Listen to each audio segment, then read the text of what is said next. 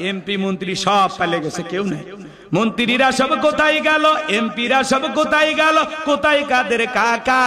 ওদের সারা দেশটা এখন লাগে ফাঁকা ফাঁকা। পালাবো না পালাবো না পালাবো না, যাই না তাদের দেখা। ওদের সারা দেশটা এখন লাগে ফাঁকা ফাঁকা। আইনে মন্ত্রী আটকে গেল আইনেরই ফাঁকে, দাড়ি সারা দরবেশটারে ভণ্ড ভণ্ড লাগে। এখন অবশ্য জেলখানা থেকে আবার নতুন করে দাড়ি উঠেছে।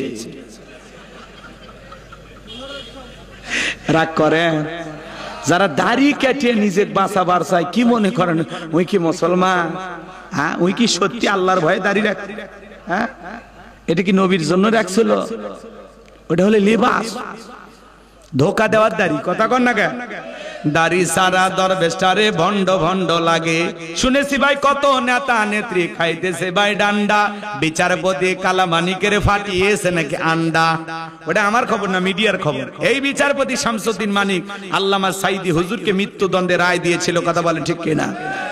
আমরা বলতে চাই এই বিচারপতি শামসুদ্দিন মানিককেও ওই একই ট্রাইব্যুনালে মৃত্যুদণ্ডের রায় দিতে হবে, দিতে হবে। কথা বলেন ঠিক কিনা?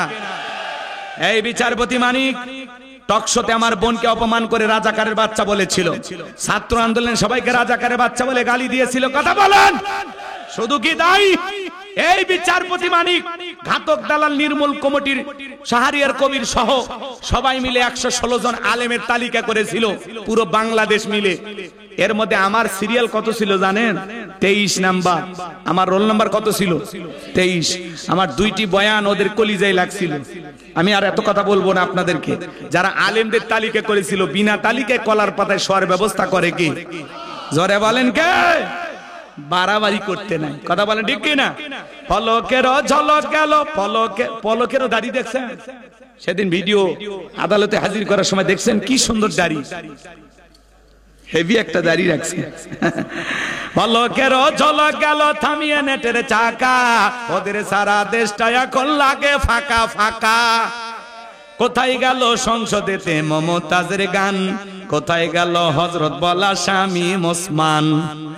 70 রাকাত থেকে 80 রাকাত তাহাজ্জুদ পড়তো, বিরাট বড় আল্লাহর ওলি দাবি করত। 41 সাল পর্যন্ত টিকে থাকার স্বপ্ন দেখেছিল। 5 আগস্টে ভাগ্যে কি আছে আল্লাহর ওলিরা জানতো না। মাইক পালে বলতো খেলা হবে, খেলা হবে। আর একজনের শরীরই চলে না, তাও বলতো খেলা হবে। রাগ করবেন না আমার ভাইয়েরা, কষ্ট পাচ্ছেন। চলুন সামনের দিকে যাই। তাহলে জাকাত ভিত্তিক অর্থনীতি চালু করা লাগবে। ওই দুর্নীতিবাজ নেতাদের হাতে জাকাতের টাকা দিলে সব বিদেশে পাচার করবে। চালের বস্তা সহ চেয়ারম্যান গ্রেফতার হয়েছে, দেখেননি? সাবেক প্রধানমন্ত্রী করোনা মহামারীর সময় 50 লাখ মানুষকে 2500 করে টাকা দিল। নেতা কি করছিল? বইয়ের নামে সিম কার্ড কিনে, নিজের মেয়ের নামে সিম কার্ড কিনে ওই টাকা নিজের বউ বাচ্চার অ্যাকাউন্টে ঢুকেছে। আমার তো মনে হয় এদেশে পতিতার নামে বরাদ্দ হলে ওখানেও দুর্নীতি হবে। কথা কয় না গো? যারা খায় এরা কি আর মসজিদ মাদ্রাসা বোঝে? কথা কন। এই যে 516টা কত মসজিদ হয়েছে, হয়নি বাংলাদেশে? কি মনে করেন এই মসজিদের যারা দায়িত্ব নিছিল কি মনে করেন খায়নি কিছুই? বলে হাল খাতা পরে করবো, আমল নামা আপনাদের কাছে প্রকাশ হবে, একটু অপেক্ষা করেন, জাতি জানতে পারবে কোথায় কি হয়েছে। যারা দুর্নীতি করে এরা কিচ্ছু বোঝে না, মসজিদ চেনে না, মাদ্রাসা চেনে না। দেখেন না অনেক জায়গায় আমরা আগে শুনতাম মাদ্রাসার জন্য বরাদ্দ হয়েছে 3 টন, তুলতে যায় 3 টনের মধ্যে কোনো মতে 1.5-2 টনের টাকা পাওয়া যায়, বাকি 1 টনের টাকা এদিক সেদিক খরচ হয়। কেন রে ভাই? খরচ হবে কেন? এরকম আছে না নাই? সম্মানিত ভাইরা আমার, আমি গুনাহগারের কথা একটু মনোযোগ দিয়ে শোনা যান বাজার। তামাম পৃথিবীতে তেলের খনি মাটির নিচে, বাংলাদেশে খাঁটি নিচে, আপনারা দেখেননি? ইতিহাস ভুলে গেলে চলবে না, মনে রাখা লাগবে বাজান। এজন্য উলামায়ে ইকরামদের দায়িত্ব দেওয়া লাগবে। এদেশের ইসলামিক স্কলার দিনের দায়ীদেরকে যাকাত মন্ত্রণালয়ের দায়িত্ব দেওয়া লাগবে। তারা কি করবে? এদেশের সমস্ত ধনীদের তালিকা করবে। ধনীরা যাকাত দিতে চায় না, ধনীদের কাছ থেকে যাকাত আদায় উনি ধনী মানুষ যাকাত আসছে 1 কোটি টাকা, কোনো মতে 5-10 লাখ টাকা যাকাত দিয়ে নিজের 90 লাখ টাকা যাকাত নিজেই মারিয়া খায়। উনি ধনী মানুষ, জাকাত আসছে 10 লাখ টাকা, 2-3 লাখ টাকা জাকাত দিয়া নিজের 6 লাখ টাকা জাকাত নিজেই মেরে খায়। এদেশের অধিকাংশ ধনী হিসাব করে জাকাত দেয় না। যদি দিত তাহলে 53 বছরে বাংলাদেশ দারিদ্র মুক্ত হয়ে যেত। কথা বলেন ঠিক কিনা? কারণ এই দেশের ধনীরা পাইছে জাকাত মানে শাড়ি লুঙ্গি, এমন লুঙ্গি কিনে দেয় 200 টাকা দাম, লিটন লুঙ্গি, পরে থাকলে ওর জান্নাত জাহান্নাম সব বোঝা যায়। এমন একটা শাড়ি দেয় 300 টাকা দাম, শাড়ি 300 টাকা দাম, ধুয়ে দিলে শাড়ি না মশারি খুঁজে পাওয়া যায় না। ওই বড় লোক ভাই, এই শাড়ি তোমার বউরে পরাইবা, এই শাড়ি তোমার মেয়েরে পরাইবা। কথা কন, জাকাত মানে শাড়ি লুঙ্গি না। আর দিলেও মানসম্পন্ন কাপড় দেবেন। নিজের পরনে আমানসা লুঙ্গি 1000 টাকা, আর গরিবকে দেন 200 টাকা। তোমার ইজ্জতের দাম আছে, গরিবের ইজ্জতের দাম নাই। তোমার সাথে গরিবের ইজ্জত 1 নাম্বার, তোমারটা ভেজাল আছে। কথা রাগ করেন নাকি আপনারা? এদিক কে করেন? জাকাত মানে শাড়ি লুঙ্গি না, দিলে মানসম্পন্ন কাপড় দিবেন। এদিক হযরত ওমর ফারুক রাদিয়াল্লাহু তাআলা আনহু বলেন, তোমরা জাকাতের অর্থ এমন ভাবে দাও যাতে ওই ব্যক্তি পরবর্তী বছরে জাকাতের জন্য আর কারো দুয়ারে হাত না পাতে। তার মানে কি করতে হবে? এই ছেলেটা বেকার বসে আছে, জাকাতের 1.5 লাখ টাকা দিয়ে নাকল বাজারে এর একটা ছোটখাটো ব্যবসা প্রতিষ্ঠান ধরায় দেন। আল্লাহ যদি চায় 5-7 বছর ব্যবসা বাণিজ্য কইরা এই লোকটা নিজেও ভবিষ্যতে জাকাত দেবে। এই ছেলে বেকার বসে আছে, এর জাকাতের 1.5 লাখ টাকা দিয়ে একটা অটো ভ্যান বা রিক্সা কিনে দেন, দৈনিক 500 টাকা 1000 টাকা ইনকামের একটা রাস্তা বের হয়ে গেল, লোকটা বেকার থাকলো না। কথা বলে। এই বিধবা নারী আসছে, শাড়ি দিয়ে কিলাপ, সেলাই মেশিন দেন, 2টা ছাগলের বাচ্চা কিনে দেন, 2টা গাভী গরু কিনে দেন, এগুলো লালন পালন করে ভাগ্যের চাকা ঘুরাবে। জাকাতের টাকা দিয়া মানুষের কর্মস্থানে ব্যবস্থা করে দিতে হবে। যার যে সমস্যা, জাকাতের টাকা দিয়ে সে সমস্যাগুলো সমাধান করে দিতে হবে। শোনেন শোনেন শোনেন, আমার দিকে তাকান। এই যে মসজিদ করার জন্য আপনারা এক জায়গায় হন, মাদ্রাসা করার জন্য এক জায়গায় হন, একটা মাহফিল করার জন্য এক জায়গায় হন।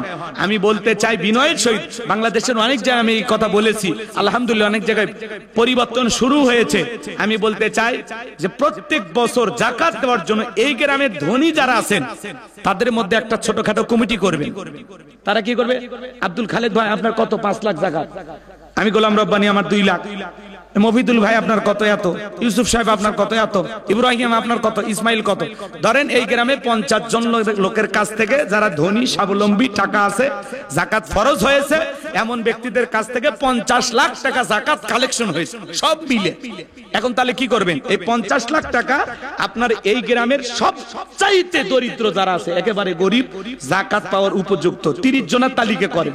এই 30 জনকে আপনি 1.5 লাখ করে দিয়ে দেন। এই 1.5 লাখ টাকা দিবেন আর বলুন ভাই এই যে 1.5 লাখ টাকা দিলাম, এটা দিয়ে জীবনে কিছু একটা করেন, আর কারো কাছে হাত পাতবেন না। কথা কয় না?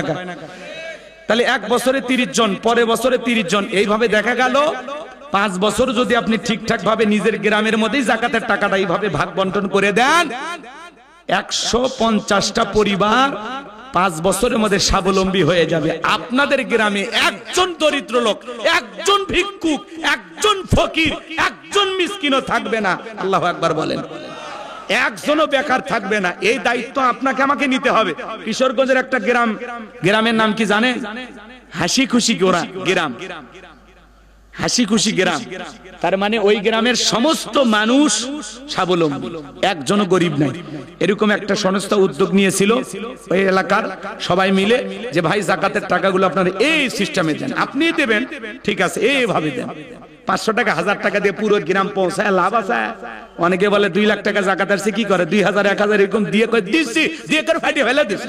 ওই দেওয়ার দাম আছে। ওই 2 লাখ 2 জন কি চাচা কথা বোঝা যায় তো? বা রাগ করেন নাকি আপনারা?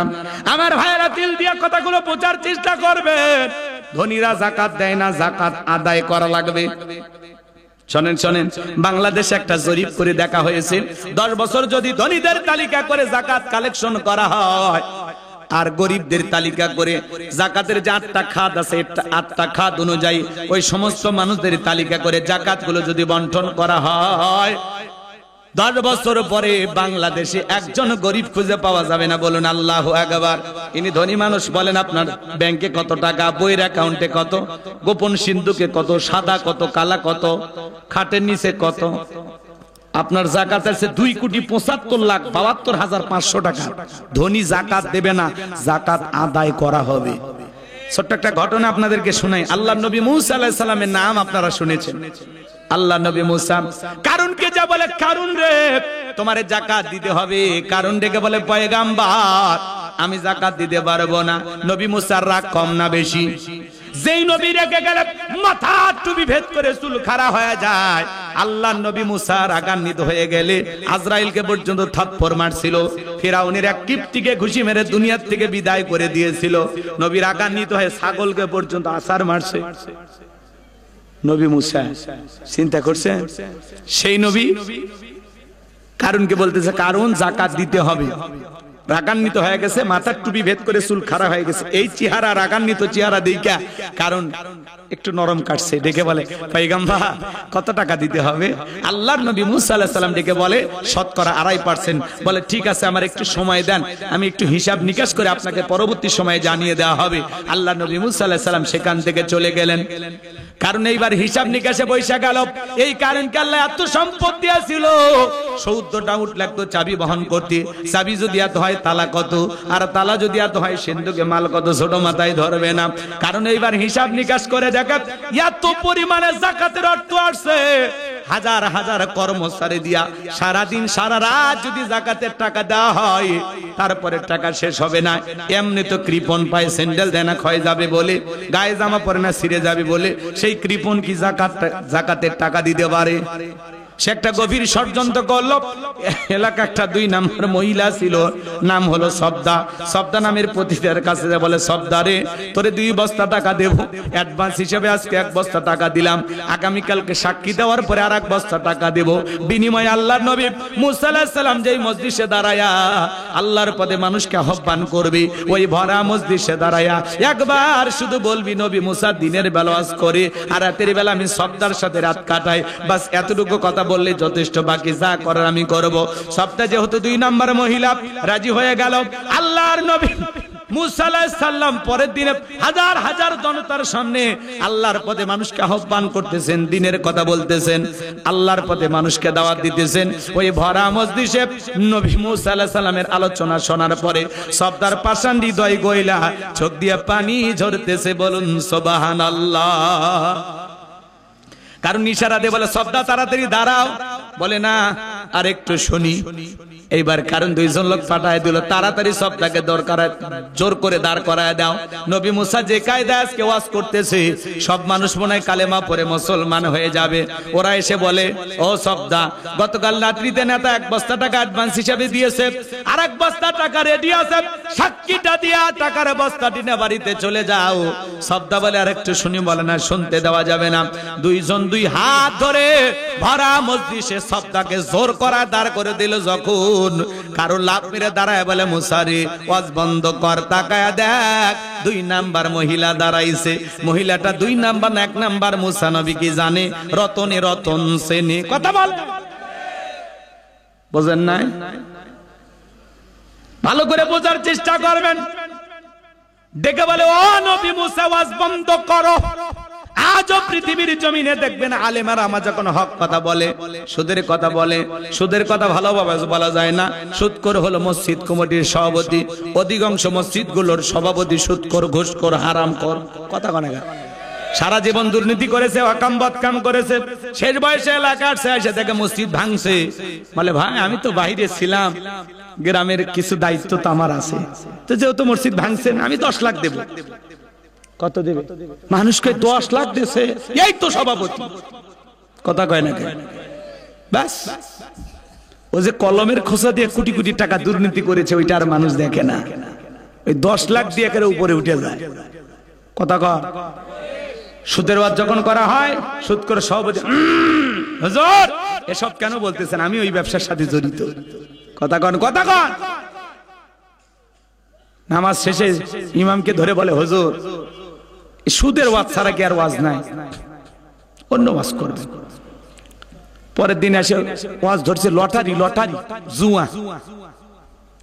সেক্রেটারি আবার এলের ব্যবসা করে বিভিন্ন এলাকায়। কথা বলেন। পরে জুমায় সেক্রেটারি ধরে করছে কে বুদ্ধি দিল যে লটারি ওয়াজ করলেন? আপনি জানেন না টুকটাক আমি এগুলো ব্যবসা করি। উঠাও বাচ্চা, নাইরা চাইরে উঠাও, যদি লাইগা যাই রাত 12টা 1 মিনিটে পালসার শোনেননি এগুলো? আমাদের এলাকাতে হয়, আপনার এলাকায় হয় মাত্র 20 টাকায় মোটরসাইকেল। কি জামানা! সেক্রেটারি বলতেছে পর্দার ওয়াজ করবেন, পর্দা লটারি ওয়াজ করে, বেতনটা তো আমিই দেই। হুজুর বিয়া কায়দাত পড়ে গেছে। পরের দিন আসে হুজুর ওয়াজ করতেছে, অকরনা ফি বুয়ুতিকুন্না ওয়ালা তাবাররাজনা তাবাররুজাল জাহিলিয়াতুল উলা। আল্লাহ বলেছেন নারীরা তোমরা ঘরের ভিতর অবস্থান করো, খবরদার বেপরদা চলাফেরা করো না। কেশিয়ার ভাবতেছে গত জুমায় দাওয়াত খাবার গেছিল আমার বাড়ি, আমার মেয়ে দেখছে নাকি? কথা বলেননি? এইবার নামাজের শেষে বলতেছে হুজুর আপনারা আলেম ওলামা মানুষ, দাওয়াত খাওয়ার লাগে জুমার নামাজের পরে। গেছেনি আমার মেয়ে, কি এমন বয়সে কেবল ইন্টারে পরে, নাক চিপলে মায়ের দুধ বের হবে, এরকম একটা মেয়ে আপনার সামনে নাই, বেপরদায় আসছে ওন্না ছাড়ায়, এই ওয়াজ মসজিদে করা লাগবে? তো যাবেন কোন দিকে ভাই, যাবেন কোন দিকে? যেই ওয়াজই করেন খালি গুতাই লাগে, গুতাই লাগে, কথা কন। ওয়াজ করা লাগবে তো, আপনি এত সমস্যা কি? এই যে মেহেরপুর আপনাদের পাশে না, 2 বছর আগে ওয়াজ করবে, সে খালি বলছি জালেমদের পতন হবে হবে হবে ইনশাআল্লাহ, বাস। আর কোটি যাবেন, আটকে থুল 9 ঘন্টা। কয় হুজুর সব ওয়াজ কি আমাদের বিরুদ্ধে? আমি না ভাই, আপনার বিরুদ্ধে তো ওয়াজই করিনি। কচ্ছে বললেন না জালেমদের পতন হবে, বলে হ্যাঁ জালেমের কথা বলছি, আমি তো কারো নাম নেইনি। কয় জালেম কারা বুঝি না? কারা ভাই জালেম? কয় আমরাই তো। তো যাবেন কোন দিকে? ওয়াজ করা খুব কঠিন। এক জায়গায় স্বামী স্ত্রী ঝগড়া নিয়ে ওয়াজ করছি, ঝগড়া বোঝেন কিভাবে সমাধান হবে? স্বামী স্ত্রী ঝগড়া করা যাবে না, সভাপতি হাত চাপে ধরছে, কয় হুজুর আজকে দুপুর বেলা আমি বইয়ের সাথে ঝগড়া করছি, এই কথা আপনাকে কে শিখে দিল বলেন? এই হলো সমাজের অবস্থা। আমরা আপনাকে চিনি জানি, কই বাড়ি আমার গাইবান্ধা, আমি আসছি আপনার এলাকায়, 1-1.5 ঘন্টা পরে আমি চলে যাব, আপনারা আপনার জায়গায় থাকবেন, আমি আমার জায়গায় থাকবো।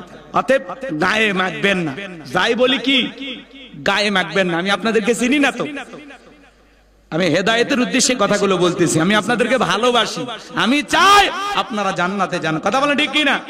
জান্নাতে একা আমি যাব না তো ভাই, তোমাকেও জান্নাতে দলে নিতে চাই। জান্নাতে একা আমি যাব না তো ভাই, তোমাকেও জান্নাতি দলে নিতে চাই। জোরে কোন মারহাবা। আমরা সবাই একই জান্নাতে থাকতে চাই, আল্লাহ যেন কবুল করেন। জোরে কোন আমিন। কষ্ট হচ্ছে আপনাদের? কষ্ট হচ্ছে নাকি আপনাদের? তাহলে আল্লাহ নবী মুসা আলাইহিস সালাম দাঁড়িয়ে গেছে, কারুনও দাঁড়িয়ে গেছে, সবদাও দাঁড়িয়ে গেছে, কথা কি মনে আছে? তাহলে আলেমদেরকে এরকম ডাইরেক্ট বলে হুজুর আপনার ওয়াজ লাইন ছাড়া, হুজুরের ওয়াজ লাইন ছাড়া না, তোমার জীবন লাইন ছাড়া, তুমি তার সেরা। কথা কোন ঠিক কিনা?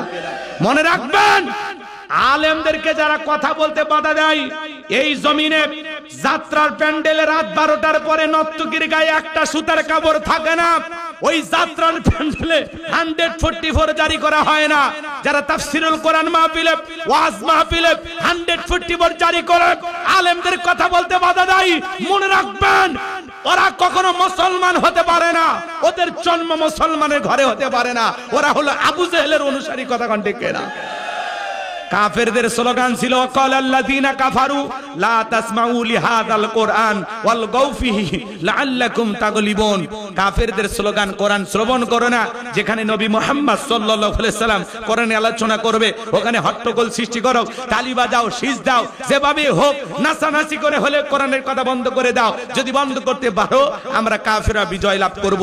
আবু জেহেল, উতবা, সাইবা যেমন লাফালাফি করেও বিজয় কোরআনের থামাইতে পারে নাই, আজও পৃথিবীর জমিনে যারা ইসলামকে থামিয়ে দিতে চাই, মুসলমানদেরকে থামিয়ে দিতে চাই, মনে রাখবেন আজ হোক কাল হোক জালেমদের শেষ পরিণতি হলো পরাজয়, মাজলুমদের শেষ পরিণতি হলো বিজয়। সেই বিজয় আনার জন্য যদি কখনো তাক আসে, প্রয়োজনে বিবির কাছ থেকে বিদায় নে, সন্তানদের কাছ থেকে বিদায় নে, মাথায় কাফনের কাপড় বেঁধে আল্লাহর এই জমিনে আল্লাহর দ্বীনকে প্রতিষ্ঠিত করার জন্য কারা কারা বুকের তাজা রক্ত দিতে রাজি? 2 হাত তুলে আল্লাহকে দেখান, 2 হাত তুলে আল্লাহকে দেখান।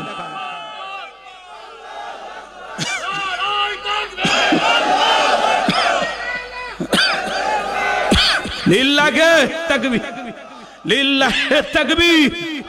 হাত সোজা করেন, টান টান করে হাত তোলেন। এ যুবক, নবী মুসার এই আলোচনা শোনার দরকার আছে না নাই? এরপরে যুবকদের 4 নাম্বার, এটা কয় নাম্বার চলেছে? 3। এরপরে যুবকদের আসিতেছি। হাতটা সোজা করেন, সোজা করেন। অনেকে হাত ব্যাকা করে তুলেছেন, 2 হাত সোজা করার শক্তি না। আপনি পুরুষ মানুষ, দুধ, ডিম, ভিটামিন, ক্যালসিয়াম মাঝে মাঝে কিনে খাবেন, একেবারে দুর্বল হলে চলতে পারবে না। সোজা করেন, সোজা করেন। আমার আল্লাহ রাব্বুল আলামিন বলেন, ইন্নাল্লাহা আশতারা মিনাল মুমিনিনা আনফুসাহুম ওয়া আমওয়ালাহুম বিআন্না লাহুমুল জান্নাহ। সূরা তাওবার 111 নম্বর আয়াতে আল্লাহ রাব্বুল আলামিন জানিয়ে দিলেন, নিশ্চয়ই মুমিন বান্দাদের জান মাল আমি আল্লাহ ক্রয় করে নিয়েছি, বিনিময়ে দেব জান্নাত। বলুন সুবহানাল্লাহ। তাহলে বলেন তো বাজান, আপনার আমার জীবনের মালিক কে? এ মাগুরার যুবকেরা ভালো করে বলো তো, এই জীবনের মালিক কে? প্রেম করবার প্রেমিকাকে পার্কে নিয়ে যা ডাইলগ দিবা, এই জীবন তোমার, তুমি শুধু আমার। ওরে হাইব্রিড যুবক, এই জীবনের মালিক কে? আপনার আমার সম্পদের মালিক কে? আল্লাহর দেয়া জীবন, আল্লাহর দেয়া সম্পদ আল্লাহর পথে খরচ করতে রাজি আছেন তো ইনশাআল্লাহ? রাজি আছেন তো ইনশাআল্লাহ? বাম হাত নামান, শুধু ডান হাত তুলে রাখেন, শুধু ডান হাত। আল্লাহ রাব্বুল আলামিন বলেন, ইল্লা সাহাবাল ইয়ামিন ফি জান্নাতি ইয়াতাসাআলুন। ডানপন্থী যারা জান্নাতের বাগানে থাকবে তারা, ডানপন্থী যারা আল্লাহর প্রিয় তারা বলুন আল্লাহু আকবার। কোনো কথা হবে না। কিছুক্ষণ আগে বলেন, হুজুর জীবন দিতে রাজি, রক্ত দিতে রাজি। আপাতত জীবন রক্ত দুইটার কোনোটাই দিতে হবে না। ডান হাতটা পকেটের ভিতর ঢুকা দিয়ে যা পারেন, যতটুকু পারেন, এই তাফসীরুল কোরআন মাহফিলের জন্য, আল্লাহর ঘর মসজিদের জন্য প্রাণ ভরে দান করবেন। একজনও উঠবেন না। আমি মুসাফির, 2টা হাত আপনাদের পায়ে রাখলাম। 12টা বাজার 1 মিনিট আগে একটা শ্রোতা উঠবেন না। 2-4 মিনিট কালেকশন করে আমরা আলোচনায় চলে যাব ইনশাআল্লাহ। প্রাণ ভরে যুবকদেরকে হালকা সাইজ করে থুয়ে বাড়ি যাওয়া লাগবে। কথা কোন ঠিক কিনা? যুবকেরা ঠিক, পুরো বাংলাদেশ ঠিক। কথা বলে ঠিক কিনা? সবাই পকেটে হাত দেন, সবাই পকেটে হাত দেন। এই ছেলে পেলে যারা আছো বাবা, ব্যাগ নিয়ে, রুমাল নিয়ে, চাদর নিয়ে, যার কাছে যা আছে তাই নিয়ে মাঠে নামো, খেলা হবে। আল্লাহু আকবার বলেন। সবাই পকেটে হাত দেন। 10, 20, 50, 200, 100, 500, 2000, 5000, 10000, 1 লাখ, 2 লাখ, যে যা পারেন আল্লাহর রাস্তায় পকেটে হাত দিয়ে প্রাণ ভরে টাকা দেন। খবরদার কেউ যেন বিড়ি ম্যাচ দিন না। 2014 সালে ওয়াজ করতে গেছিলাম রংপুর তারাগঞ্জ, ওই জায়গায় কালেকশন চলতেছিল। একজন ব্যাগের ভিতরে দিয়েছিল 2 প্যাকেট বিড়ি, দিয়ে লেগে দিয়েছে 1 প্যাকেট মাহফিল কমিটির আর 1 প্যাকেট বক্তার। কত বড় দুষ্ট, চিন্তা করেন। এরকম দুষ্টমি করা যাবে না। সবাই পকেটে হাত দেন। চাচা মিয়া, এই চাচা বসেন, বাবা বসেন। ওটা বসা করেন না, 12টার মধ্যে আমরা শেষ করে দেবো ইনশাআল্লাহ। লাফাঝাফা করেন না, একটু বসেন, একটু বসেন ভাই। বিনয়ের সহিত বলতেছি, মুসাফিরের পায়ে হাত দিয়ে অনুরোধ করা, বোঝেন? এর চাইতে বড় কথা আর হয়? কেউ যাবেন না, কেউ যাবেন না। আমারে কষ্ট দিবেন না। আমি আপনাদের জন্য দোয়া করতে আসছি, কেউ কষ্ট দিবেন না আমারে। মহিলা প্যান্ডেল আছে, আমার মা বোন যারা বসে আছেন, মা আমি জানি এলাকার মা বোনদের হাতের রান্না যেমন ভালো, মনটা তার সাথে বেশি ভালো। আল্লাহ আমার মা বোনদেরকে দান করা তৌফিক দান করুন। জোরে বলুন আমিন। মহিলা প্যান্ডেল লোকজন পাঠায় দেন। আমার মা বোনেরা প্রাণ ভরে দান করেন। আল্লাহ আমার মা বোনদের দান করা তৌফিক দান করুন। জোরে বলুন আমিন। আর একটু জোরে বলুন আমিন। ভাই আমার হাতে 500 টাকা, 1000 টাকা, 2, 4, 5, 10 আছে। চাচা কথা না কয়ে পকেটে হাত দেয়। কি গল্প করেন? 12:30। সবাই একটু প্রাণ ভরে দান করেন। আল্লাহ সবাইকে দান করে তৌফিক দান করুন। জোরে বলুন আমিন। এটা জিকির করে লা ইলাহা ইল্লাল্লাহ, জোরে লা। আপনাদের লোকজন গেছে গেছে মহিলা প্যান্ডেলে, পুরুষ প্যান্ডেলে, যে যা পারেন আল্লাহর রাস্তায় প্রাণ ভরে আল্লাহর ঘর মসজিদের জন্য দেবেন। যারা দুনিয়াতে মসজিদ নির্মাণের জন্য টাকা দেয়, আল্লাহ তাদের জন্য জান্নাতি বালাখানা বানায় দিবেন। বলেন সুবহানাল্লাহ। আমার হাতে 500 টাকা, 1000 টাকা, 2, 4, 5, 10 হাজার যারা দিবেন তাড়াতাড়ি দেন, তাড়াতাড়ি দেন। মুসাফির হাতে দেন, আল্লাহ খুশি হবে। আসেন, আমার আশা পূরণ করেন।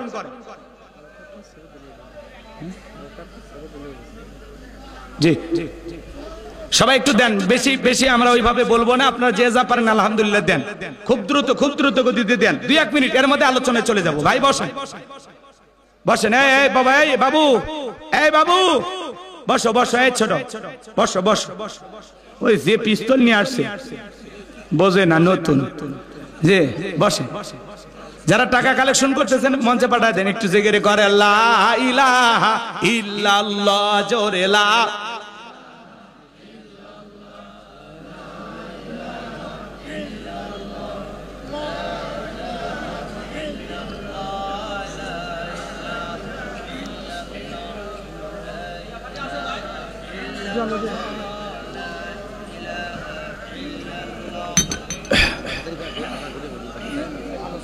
যে আমরা আলোচনায় চলে যাচ্ছি। যারা কালেকশন করতেছেন দয়া করে টাকাগুলো মঞ্চে নিয়ে আসবেন।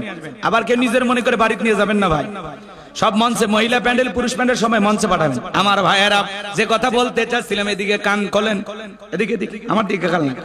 আমার ভাইয়েরা আমি যে কথা বলতে চাচ্ছিলাম গভীর মনোযোগ দিয়ে শোনেন। এইবার কারণ ডেকে বলে, সবদা তোমার যা বলার তুমি বলো, আমি তোমার সঙ্গে আছি। সবদা বলতেছে, কারণ লাফালাফি করো না, তুমি বসে পড়ো, আমি যেহেতু দাঁড়িয়েছি বলার জন্য আমাকে বলতে দাও। এদিকে খারাপ লাগে? বলবো একটা তাকবীর দেন তো, জেগে ওঠেন, লিল্লাহে তাকবীর। এইবার সবদা বলতেছে, কারণ আমাকে বলতে দাও, তুমি বসে পড়ো। এইবার সবদা বলতেছে, জনগণ শোনো দিয়ামন, আমি জীবনে কোনোদিন মুসা নবীকে দেখি নাই। আজকে মুসা নবীকে দেখার পরে আমার পাষাণ হৃদয় গইলা গেছে। আমি সিদ্ধান্ত নিয়েছি আর খারাপ কাজ করব না, অশ্লীল কাজ করব না। আমি তওবা করে ঈমান গ্রহণ করতে চাই। চিৎকার মেরে বলুন সুবহানাল্লাহ। আলেমদের ওয়াজ শুনে বেনামাজি হয়ে যায়, সুদ করে ঘুষ করে ভালো হয়ে যায়, বেপরদায় সালাম আবনেরা পর্দা করে, দাড়ি কাটা যুবকটা দাড়ি রাখে। কথা বলেন না কেন? লন্ডনে আমার এক ভক্ত আছে, আমারে ফোন দিয়ে বলে, হুজুর কি বলে আপনাকে পুরস্কার দেব জানি না। আমি বলে, কি হয়েছে ভাই?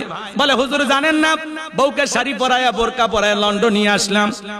এদেশের কালচারের সাথে মিশতে মিশতে আমার বউ হাফ প্যান্ট পরা শুরু করলো। আমি তো অবাক হয়ে গেলাম যে বউটা আনলাম কি আর হয়ে গেল কি। এভাবে কিছুদিন বুঝাইলাম, আমার বউ কোনো মতেই বোঝে না। হঠাৎ করে আপনার একদিন ওয়াজ পাইলাম, নারীদেরকে নিয়ে হাসির ওয়াজ। ওই ওয়াজটা শুনতে দিয়েছি, আপনার ওয়াজ শুনে একটু মজা পাইছি। আর একদিন দিলাম, নারীরা কেন বেশি জাহান্নামে যাবে, জাহান্নামী নারী কারা। এই আলোচনা শোনার পরে আমার বিবি চোখের পানি ছেড়ে দিয়া কান্না করে। পরের দিন থেকে দেখে আমার বউ বাহিরে যায় বোরকা পইরা। পরে বললাম, বিবি কেমনে পরিবর্তন? বলে, ওই যে হুজুরের ওয়াজ দিয়েছিলেন, জাহান্নামী নারীরা যাবে, কি শাস্তি কি আযাব। এই কথাগুলো শোনার পরে আমি বুঝতে পেরেছি দুনিয়াটা ক্ষণিকের, বিদায় বেপরদায় চলাফেরা করা যাবে না। এই জমিনে আল্লাহর বিধান মোতাবেক চলতে হবে। ও হুজুর আমার বউ পরিবর্তন হয়ে গেছে, কয় টাকা লাগবে বলেন, একটু হাদিয়া পাঠাই। বলে, কিচ্ছু লাগবে না, খালি দোয়া করেন। না বলতেছে, হুজুর মাদ্রাসা আছে কিছু দেই। বললাম, না লাগবে না। তারপরে জোর করে কিছু দিয়েছি। এই যে মানুষের এই যে পরিবর্তন আল্লাহ তাআলা করায় দেয়। হাফ প্যান্ট পরা মানুষটা এখন বোরকার পরে, তার মানে কে পরিবর্তন করাইছে? জোরে বলেন কে? এখানে আমার পরিবর্তন করার ক্ষমতা আছে? তো আমাদের কাজ হলো মানুষকে উপদেশ দেওয়া। ইন্নামা আনতা মুযাক্কির লাস্তা আলাইহিম বিমুসাইতির। নবী আপনার কাজ হলো মানুষকে উপদেশ দেওয়া। লাঠি চার্জ করে কাউরে পিটাইয়া জোর করে দিনের পথে আনার দরকার নেই। আপনি বলবেন, যার মনে চায় উপদেশ গ্রহণ করবে, যার মনে চায় না সে উপদেশ গ্রহণ করবে না। এগুলো নিয়ে বাড়াবাড়ি জবরদস্তি কখনোই করা যাবে। এদিকে খেয়াল করে শোনেন আমার ভাইয়েরা। এইবার সবদা বলতেছে, ও জনগণ, এই কারণ কেন লাফালাফি করে আপনারা কি জানেন? জনগণ বলেন, আমরা তো জানি না। বলে, এই কারণ গতকাল রাত্রিতে আমার বাড়িতে গিয়েছিল, আমারে 1 বস্তা টাকা দিয়েছে, আর আজকে সাক্ষী দেওয়ার পরে আর 1 বস্তা টাকা দিবে। গোপন তথ্য ফাঁস করে দিয়ে বলতেছে, আপনারা শোনেন, এই কারণ আমাকে 2 বস্তা টাকা দিয়ে বলেছে আমি শুধু জনগণের সামনে এই কথাটা বলবো। নবী মুসা দিনের বেলা ওয়াজ করে আর রাতের বেলা সবদার সাথে রাত কাটায়। আপনাদেরকে সাক্ষী রেখে বলতেছি, মুসা নবীর চরিত্র ফুলের চাইতেও পবিত্র। ওই কারণ হলো আমি সবদার নিয়মিত ভক্ত। চিৎকার মেরে বলুন আল্লাহু আকবার। ওয়া মাকারু ওয়া মাকারাল্লাহ আল্লাহু খায়রুল মাকিরিন। খেলা কার? যে গর্ত করেছে নিজের গর্তে নিজেই পড়েছে। কথা বলা ঠিক কি না? আল্লামা সাঈদী হুজুর বিরুদ্ধে মিথ্যা ধর্ষণের সাক্ষী দেওয়ার জন্য এক নারীকে আদালতে তোলা হয়েছিল। নারীকে জিজ্ঞাসা করা হলো, এই হুজুর তোমারে ধর্ষণ করছে? বলে, হ্যাঁ। তো তোমার জন্ম কত সালে? কয় 75 সালে। জন্ম 1975 আর ধর্ষণ হয়েছে 1971 সালে। স্বপ্নেও সম্ভব?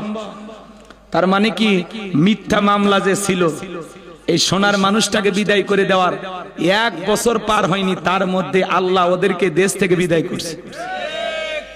এত জুলুম করতে নাই ভাই। কি ছিল এই সোনার মানুষের অপরাধ? 13টা বছর।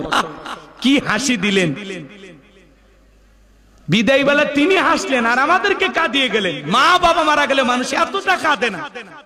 আল্লামা সাইদি হুজুরকে হারিয়ে দেশের মানুষ যতটা কেঁদেছে, এমন ভালো মানুষ ছিল যার জন্য আকাশও কাঁদে, জমিনও কাঁদে। কি সোনার মানুষ, গোসল করায় দেয় যারা কালে বুকে চুমো খাইতেছে, লাশের গাড়িটার দিকে মানুষ তাকায় কাঁদে, জানাজা পড়তে বাধা দিল। এই জন্য কষ্টে বুকটা ফেটে যায়, আমাদের খুব খারাপ লাগে। মাজলুম ছিল সবচাইতে 16 বছর আলেমেরা, সবচাইতে বেশি মাজলুম ছিল আলেমেরা, টুপিওয়ালারা, দালিওয়ালা। কথা বলেন না কেন আমার ভাইয়েরা? আমি যে কথা বলতে চাচ্ছিলাম বাজার, এইবার গোপন তথ্য যখন ফাঁস হয়ে গেল, জাতির মানুষ যখন জানতে পারলো, নবী মুসা ডেকে বলে, আল্লাহ চাইতে গেছিলাম যাকাত, আর আমার বিরুদ্ধে এত বড় মিথ্যা অপবাদ, এটা তো মানা যায় না। আল্লাহ আপনি জমিনকে অর্ডার দেন, জমিন যেন কারণের ধন সম্পদ সহ কারণকে গ্রাস করে ফেলে। আল্লাহ দোয়া মঞ্জুর করলেন, কারণের ধন সম্পদ সহ যখন হাঁটু পর্যন্ত জমিনের ভিতরে চলে গেছে, বলে ব্যাপার না, দেহে শক্তি আছে, উঠতে পারবো। কোমর পর্যন্ত, মাজা পর্যন্ত যখন চলে গেছে, ও বলে ব্যাপার না, উঠতে পারবো। এইবার যখন গলা পর্যন্ত জমিনের ভিতরে চলে গেছে, কারণ ডেকে বলে, ও নবী মুসা, ধন সম্পদ যা আছে সব তোমার আর তোমার আল্লাহ, তুমি নিয়ে যাও, জানটা একটু ভিক্ষা দাও। নবী মুসা আলাইহিস সালাম ডেকে বলেন, আল্লাহুস সামাদ, আমার আল্লাহ অমুখ ব্যক্তি, আমার আল্লাহ কারো কাছ থেকে কিছু নেয় না, আমার আল্লাহ শুধু দিয়ে যায়। কারণ রে, তোর ধন সম্পদ সহ জমিনের ভিতরে চলে যা, আর পৃথিবীর ইতিহাসে সাক্ষী থাক, তোর মতো যারা স্বর্ণ রূপা টাকা পয়সা জমা রাখবে, আল্লাহ রাস্তায় খরচ করবে না, ওই কঠিন কিয়ামতের ময়দানে তুই কারুনের কাতারে আল্লাহ তাদেরও বিচার করবে। সূরা তাওবাতে আল্লাহ বলেছেন, যারা স্বর্ণ রূপা টাকা পয়সা জমা রাখে, আল্লাহ রাস্তায় খরচ করতে চায় না, আল্লাহ বলেন তাদের জন্য রয়েছে আযাবের সুসংবাদ। আপনার এই সম্পদ জাহান্নামের শাস্তির কারণ হবে, বিষাক্ত সাপ হয়ে আপনাকে জাহান্নামের ভিতরে সবল মারবে।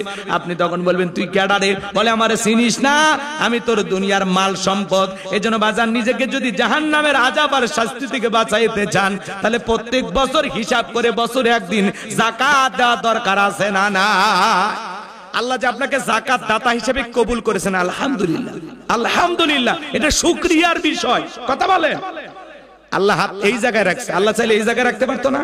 কথা কর না, এদিকে আমাদের তাকান না, আল্লাহ হাত কই রাখছে, এই জায়গায় রাখাতে ভালো না খারাপ?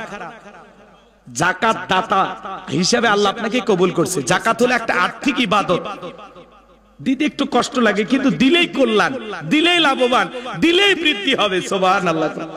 আমার এক খুব ভক্ত আছে বগুড়া উপশহরে, চালের দোকানদার।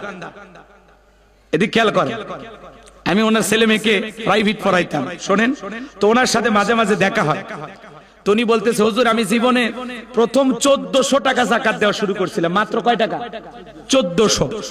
এই 1400 টাকা দেওয়া শুরু করছিলাম, এখন আল্লাহ তাআলার রহমতে, আপনাদের দোয়ায় আমি এখন কয়েক লাখ টাকা যাকাত দিই। তার মানে কি, সম্পদ কমছে না বাড়ছে? হ্যাঁ, কয়েক লাখ টাকা যাকাত দেওয়া মানে বোঝেন, তার মানে ওই লোকটা কয়েক কোটি টাকার মালিক হয়ে গেছে। আল্লাহু আকবার বলেন। তো যাকাত দিলে ধনী সম্পদ কমে না বাড়ে? যে ধনী যাকাত 1 লাখ টাকা দিলেন, আপনি মনে রাখবেন, আপনি ধনী, আপনার যাকাত দেওয়া ফরজ, গরিবের যাকাত খাওয়া ফরজ নয়। গরিব যাকাত না খায় মরে যাবে, তাতে সমস্যা নেই। কিন্তু আপনি ধনী, আপনি দিতে বাধ্য, আপনি দিতে বাধ্য, এটা আল্লাহর ফরজ বিধান। আপনি যাকাত গরিবের হাতে 1 লাখ 1.5 লাখ টাকা দিয়ে দয়া বা করুণা করেন নাই, আপনি জাস্ট আপনার দায়িত্বটা পালন করেছেন। গরিব আপনার যাকাতের টাকা গ্রহণ করে আপনাকে এই ফরজ ইবাদত পালনের সুযোগ তৈরি করে দিয়ে গরিব বড়লোক দয়া করেছে। কথা কান ঠিক না? আর আমরা এমন ভাব নিয়ে থাকি, একটু কয়েক টাকার মালিক হয়ে গেলে, গরিব দুঃখী মানুষ যখন যাকাতের টাকার জন্য বাড়ির দুয়ারে লাইন দেয়, রাত 9 এদিক মানে সারা রাত তো উল্টা পাল্টা কি যে করছে আল্লাহ ভালো জানে। 9টার দিকে উঠে ভদ্রলোক খালি ব্রাশ ঠেলতেছে, বলে এই আমার বাড়ির গেটে আশেপাশে এগুলো কেরে? বলে কিছু লোক আসছে আপনার কাছে সাহায্য চাওয়ার জন্য, একটু যাকাত যদি দিতেন। এই আমি এই ছোট লোকদেরকে বলেছি আজকে দেব। কথা কন না কেন? এত বড় লোক হয়ে গেছে, যাকাত দেওয়ার সিস্টেম। গরিব আপনার বাড়িতে লাইন দিবে না, আপনি ধনী, গরিব খুঁজে আপনি দিয়ে আসবেন, গরিব খুঁজে আপনি দিয়ে আসবেন। আপনি কথা কন, ভাব দেখান খুব বেশি, ভাব ঠান্ডা করবি, কবরে যান ল্যাটিনে বলছে আছে বাটাম ফাটে ফেলে দিন। কথা কন ঠিক কিনা? অহংকার করবেন না, অহংকার করার জায়গা দুনিয়া না। কিসের অহংকার? এক ফোঁটা নাফাত পানির থেকে আল্লাহ আপনাকে আমাকে সৃষ্টি করেছে। কিসের দাম্ভিকতা, কিসের অহংকার, কিসের টাকাওয়ালা, কিসের সম্পদওয়ালা? আল্লাহ চাইলে মুহূর্তেই ফকির বানায় দিতে পারে। কথা বলেন ঠিক কিনা? আল্লাহ যেন আমাদের সবাইকে প্রত্যেক বছর হিসাব করে একদিন যাকাত দেওয়ার তৌফিক দান করেন। একটু জোরে বলুন আমিন। রূপার হিসাব যদি করেন, রূপার হিসাব, তাহলে বর্তমান বাজার অনুযায়ী খুব বেশি না, খুব বেশি না, 70 থেকে 80,000 টাকা, সর্বোচ্চ 90,000 টাকা এরকম থাকলে আপনার উপরে কি যাকাত ফরজ রূপার হিসাবে। আগে 52.5 ভরি রূপার 7.5 তোলা স্বর্ণের দাম সমান ছিল, আর এখন 7.5 ভরি স্বর্ণের দাম দেখছেন কত টাকা? কথা কয় না কেন? অনেক ডিফারেন্স হয়ে গেছে, 10 লাখ টাকার কাছাকাছি। তার মানে বিশাল পার্থক্য তৈরি হয়েছে। অতএব আমরা যদি আল্লাহকে মহব্বত করি, ভালোবাসি, আর যদি মনে করি যে আমি যাকাত দেব, কৃপণতা করব না, তাহলে আমরা এর রূপার হিসাবে দেওয়া শুরু করব। আল্লাহ যেন আমাদের হেদায়েত দান করেন। একটু জোরে বলেন আমি। ইবাদতের ব্যাপারে আগ্রহ তৈরি করেন, একটু অল্প অল্প করে দেন। আল্লাহ আপনাকে এত দেবে আপনি কল্পনা করতে পারবেন না। আপনার সম্পদ বৃদ্ধি করে দেওয়ার ক্ষমতা আল্লাহর আছে না নাই? তাহলে যাকাত দিলে সম্পদ কমে না বাড়ে? যাকাত দেব তো ইনশাআল্লাহ, আল্লাহ দেওয়ার তৌফিক দান করুন। জোরে বলেন আমিন। এইবার মুমিন বান্দার 4 নাম্বার গুণাবলী, ওয়াল্লাযীনা হুম লিফুরুজিহিম হাফিজুন। মুমিন বান্দার 4 নাম্বার গুণাবলী, নিজের যৌবনটাকে সংযত রাখা, নিজের যৌবনটাকে কন্ট্রোল করা। মুমিনের যৌবন হোটেলে বিক্রি হবে না, পার্কে বিক্রি হবে না। মুমিন কোনোদিন বিয়ের আগে অবৈধ প্রেম ভালোবাসা করবে না। মুমিনের এদিক খেয়াল করেন, মুমিনের জীবনের সুন্দর সময়গুলো কাটবে হালাল স্ত্রীর সাথে। কথা বলেন ঠিক কিনা? ওয়াল্লাযীনা হুম লিফুরুজিহিম হাফিজুন, নিজের যৌবনটাকে কন্ট্রোল করা, নিজের যৌবনটাকে হেফাজত করা, সংযত রাখা। হে যুবক শুনে নাও, জেনে নাও, মনে রাখবা আল্লাহ শিশুকালের হিসাব নেবেন না, হিসাব নেবেন যৌবন কালের। যে যৌবন কালটা কোন কাজে ব্যয় করেছো।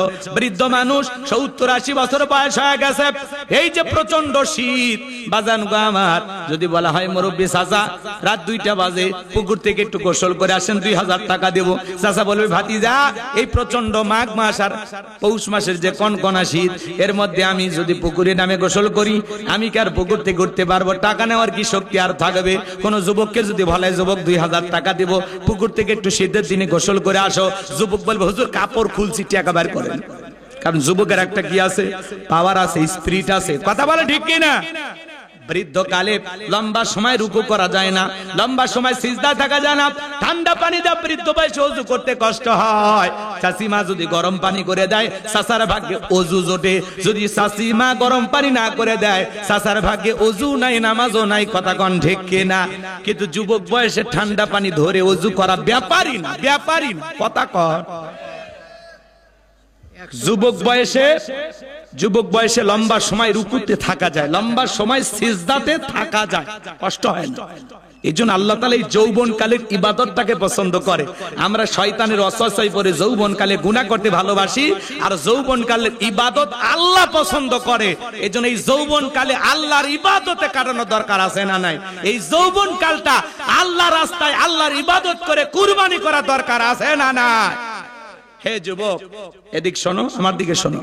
হযরত আলী রাদিয়াল্লাহু তাআলা আনহু বলেন, তোমরা যৌবনের তাড়নায় গুনাহ করো, একদিন তোমাদের যৌবন থাকবে না, আমল নামায় গুনাহ ঠিকই লেখা থাকবে। কথা বলে ঠিক কিনা? হে যুবক, এই রঙের যৌবন একদিন জং ধরবে, কাঁচা দাড়ি একদিন সাদা হয়ে যাবে, টাইট চামড়া একদিন ঢিল হয়ে যাবে। কথা বলে ঠিক কিনা? ও তোমার গহনা দিন ভো রাইয়া যাইবে, গহনা দিন ভো রাইয়া যাইবে, যৌবনে লাগবে ভাটি, ওই যে দেখো ডাকিতেছে তোমায় কবরের মাটি, ওই যে দেখো ডাকিতেছে তোমায় কবরের মাটি, যেদিন সন্ধ্যার আগেই ডুববে রে বেলা, এক নিমিষেই ভেঙ্গে যাবে তোমার রঙেরই মেলা, যেদিন সন্ধ্যার আগেই ডুববে রে বেলা, এক মিনিটেই ভেঙ্গে যাবে তোমার রঙ্গেরই মেলা। কারে দিবা তুমি জোরে ধমক, কারে দিবা তুমি জোরে ধমক, কার মাথায় বাংবালাটি। ওই যে দেখো ডাকিতেছে তোমায় কবরের মাটি। খবর পেয়ে আসবে আত্মীয় স্বজন, তোমারই চার পাশে পয়সা সবাই করিবে কান্দন। সাজাইবে তোমায় মনের মতন, সাজাইবে তোমায় মনের মতন, কি সুন্দর পরিপাটি। ওই যে দেখো ডাকিতেছে তোমায় কবরের মাটি। ঘুইরা মরো তুমি, ফিরা মরো তুমি মায়ারি পিছে, এত আশা ভালোবাসা সবই যে মিশে। কোন দিন জানো আইসা পরে, কোন দিন জানো আইসা পরে আজরাইলের হাতের চিঠি। ওই যে দেখো ডাকিতেছে তোমায় কবরের মাটি। জোরে বলেন মারহাবা। যৌবনের পরীক্ষা দিয়েছিলেন আল্লাহর নবী ইউসুফ আলাইহিস সালাম। জুলেখা একটা গোপন কক্ষে নিয়ে গেছে, 10টা দরজায় তালা বন্দী করে গোপন কক্ষে নিয়ে যা বলে। দিলে বড় জ্বালা রে পাঞ্জাবিওয়ালা, হুজুর তো কিছুই বোঝে না, হুজুর সবই বোঝে, নারীর চলা কলা বোঝে না। এবার জুলেখার কাছে আসে আর বলে, ইউসুফ রে তোমার চোখ দুইটা ভারী সুন্দর। ইউসুফ আলাইহিস সালাম ডেকে বলেন, এই চোখ যে আল্লাহ সৃষ্টি করেছে তাকে তুমি ভয় করো। এইবার জুলেখা নিজের শরীরের কাপড়গুলো ছিঁড়ে ছিঁড়ে দেবতার মুখ ঢাকে। ইউসুফ নবী বুঝতে পেরেছে জুলেখার মনের গতি অবস্থাটা কি। ইউসুফ আলাইহিস সালামের অন্তরে কার ভয়? ইন্নী আখাফুল্লাহ, অন্তরে আল্লাহর ভয়। ইউসুফ নবী ডেকে বলে, আল্লাহ একমাত্র আপনি পারেন আমার ইজ্জতকে হেফাজত করতে। গোপন একটা কক্ষ, এই যুবক ইউসুফ নবী আর জুলেখা ছাড়া কেউ নাই। তোমরা চান্স পেলে কি করবা? না নফল নামাজ পড়বো না? এদিক খেয়াল করে শোনেন ভাইয়েরা আমার, আল্লাহর নবী ইউসুফ আলাইহিস সালাম আল্লাহ তাআলাকে ডেকে বলেন, আল্লাহ একমাত্র আপনি পারেন আমার ইজ্জতটাকে হেফাজত করতে। আল্লাহ নবী ইউসুফ আলাইহিস সালাম চোখের পানি ছেড়ে দিয়ে কান্না করলেন আর ডেকে বলে, আল্লাহ আমার দায়িত্ব নিজের ইজ্জতকে বাঁচানোর জন্য সামনে দৌড় মারার দায়িত্ব আমার, আর আপনার কুদরত থেকে তালা খুলে দেওয়ার দায়িত্ব আপনার। ইউসুফ আলাইহিস সালাম আল্লাহর উপরে তাওয়াক্কুল করে যখন দৌড় মারলেন, আল্লাহর কুদরত থেকে প্রত্যেকটা দরজার তালা খুলে গেল। শেষ দরজায় জুলেখা পেছন থেকে মারছে থাবা, জামা ছিঁড়ে গেছে। ইউসুফ নবী বলে, জামা ছিঁড়ে যাই যাক, ইজ্জত দেওয়া যাবে না। এইবার জুলেখা শেষ দরজায় যা দেখে জুলেখার স্বামী আজিজ মিসর দাঁড়ায় আছে। কথা আছে যেখানে বাঘের ভয় সেখানে রাত হয়। স্বামীকে দেখা মাত্র জুলেখা নেকা কান্নার অভিনয় শুরু করে দিল। বলে, কিছু কিছু মহিলা দেখেন না, কথা বলার আগে কান্দে দেয়, দুনিয়াতে আমার কেউ নাই, কেউ নেতে বেঁচে আছো কৃষক। কথা কন, কথা বোঝেন না, খারাপ লাগে। কিছু কিছু মহিলা কথা বলার আগে কান্দে দেয়, এতই কান্দে মানে কোনো দোষ ছেলের নাই, সব দোষ ওর। কথা কয় না কে? কান্দেই মামলা জিত পেরেছে। কথা বলার আগে কান্দে দেয়, চোখত পানি লাগেই থাকে, মানে চোখে মোটর বসায় রাখছে।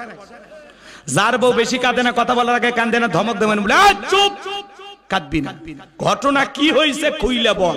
তোর ঘটনা শুনে যদি মনে হয় এই ঘটনায় কাঁদা উচিত, স্বামী স্ত্রী একসাথে জামাত করে কাঁদা হবে। কথা বোঝেন না? কথা বলার আগে কান্দে দে, কাঁদবি যাই নামাজে কাঁদবি। এই পাগলি, আমার সামনে কাঁদার দরকার আছে? কান্দে স্বামী ভুলে বাড়ছায়, কান্দেই মামলা জিততে পারছে। কান্নাকাটি করে সব বলে, মানুষ মনে করে সব দোষ ছেলের, মেয়ের মনে কোনো দোষই নাই, ওই মনে ফিডার খা।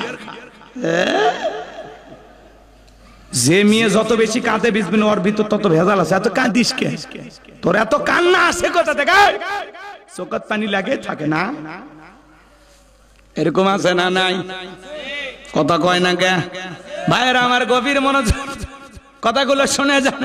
জুলেখা ডেকে বলে, ও আমার স্বামী ইউসুফকে ছেলের মতো দেখতাম, আজকে সুযোগ পায় আমার ইজ্জতের দিকে হাত বাড়াইছে, আর একটু দেরি হয়ে গেলে সর্বনাশ হয়ে যেত। আর মনে মনে ভাবে, মরার স্বামী আসার টাইম পাইলি না।